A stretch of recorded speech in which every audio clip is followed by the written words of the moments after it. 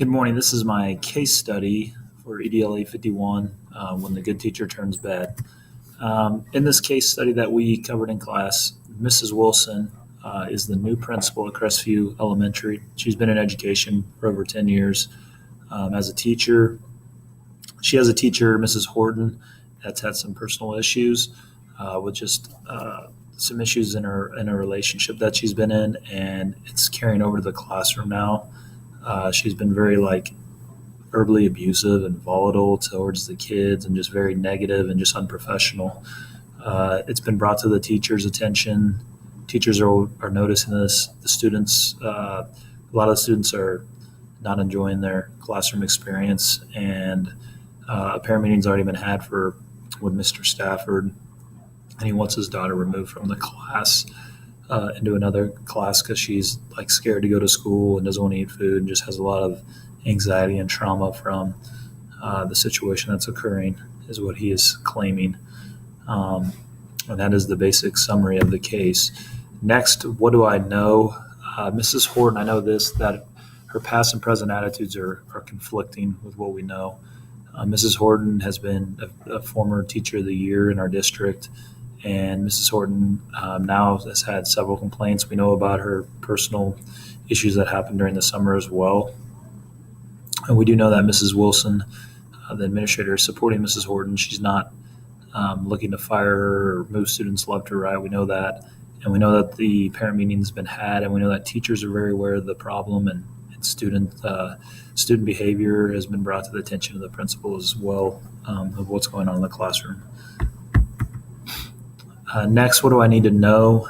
Some things that I think that are important to know are, have there been conference or meetings with other teachers or parents, or other students complaining as well? Is it becoming progressively worse with these complaints? And then basically, we need to sit down and talk with Mrs. Horton, find out, has she been confronted about her actions and her words? What's the plan? Has anybody talked to her about she's trying to work through these issues, or is she seeking help, or just someone maybe to listen to her and hear her out? What's the protocol for the teacher in the situation? When you have someone that's unprofessional and just a situation like this with bad behavior or bad attitude type situation, what's the protocol for the administrator? And then does the district offer some sort of mental support for Mrs. Horton? Identifying the problem. I believe the largest problem is, how can we fix Mrs. Horton's actions? She's been known as an incredible teacher in the past. She's done a complete 180 because of her present situation. It's really bothering her. What can we do to help her? How can we be supportive? She needs our support and help right now. And the second thing is, how can it's just as important. How can we protect the students, provide them a safe learning environment and an enjoyable experience at school? Next, the proposed plan of action. I think number one, you got to gather more information. You got to interview Mrs. Horton. You got to interview the students in the classroom. You got to talk to your superintendent, district employees about what's the protocol. With Mrs. Horton, you got to find out what's going on, like we talked about earlier, and just get down to the nuts and bolts of everything.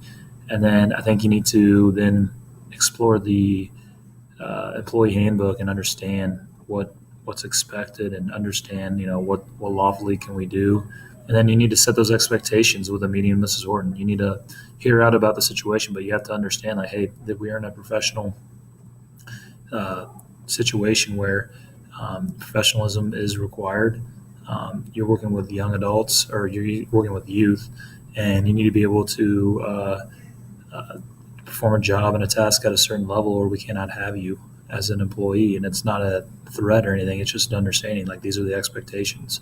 No matter what's going on, you must be this kind of person when you are a teacher. And I think you got to create and implement an improvement plan for her. You got to really support her well-being, and that you're going to support her and help her through this time, and that you're going to follow up and observe and the safety of the students. And Mrs. Stafford is important.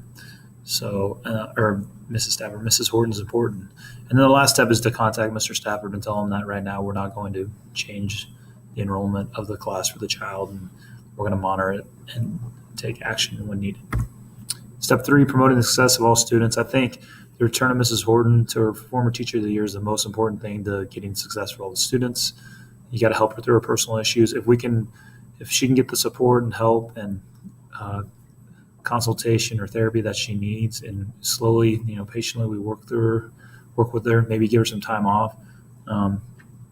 She's a veteran teacher. She's been proven. She's very good, good enough to be the teacher of the year in the district. That I have no doubts once she gets through this situation, she's going to be a great teacher again.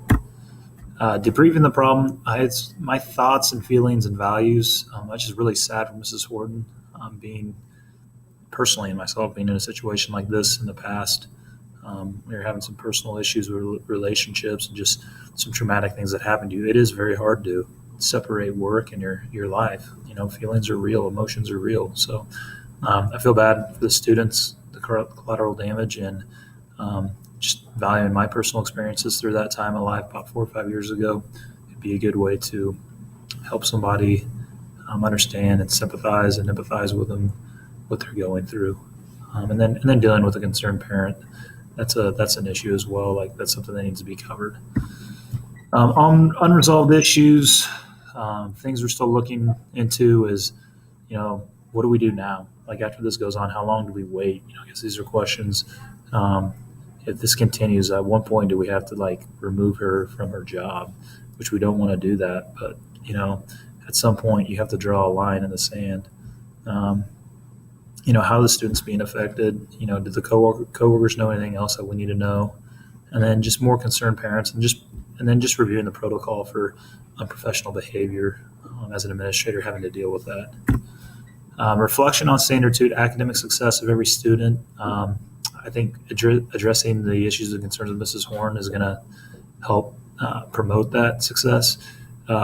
Giving her support and feedback and follow-up and opportunity to seek help and be patient with her. That's another important part. And then just an improvement plan and following up.